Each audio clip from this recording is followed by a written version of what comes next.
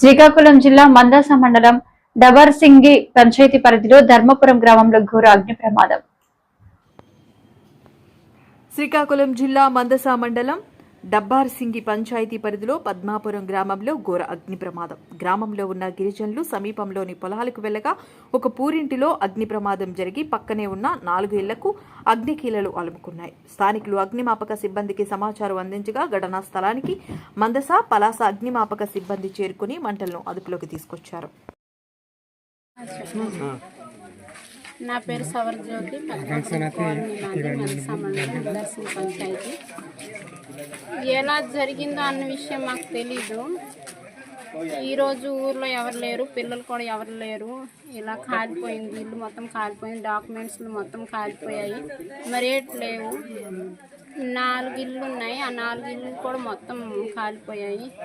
ఏవేవైతే ఇంట్లో ఉన్నాయో ఆ వస్తువులు మొత్తం కాలిపోయాయండి. ఏటి లేవు, తినడానికి ఏటి లేవు, బట్టలు లేవు, మళ్ళీ ఆధార్ కార్డులు, రేషన్ కార్డులు, భూమి పట్ట, సిలిండర్ గ్యాస్లు అన్నీ కాలిపోయాయండి.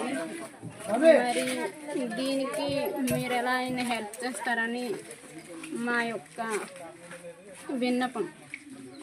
పద్మాపురం కాలనీ ఈ గిరిజన కుటుంబాలు 4 పూరీల్లో నివాసం ఉండేవారు. ఎవరు లేనప్పుడు 10:30, 11 o'clock ఈలోన 4 పూరీలు కాలిపోయింది. మాకు ఫోన్ చేసి వచ్చాము. వచ్చేటప్పుడు మొత్తం 4 ఇళ్ళు కాలిపోయింది.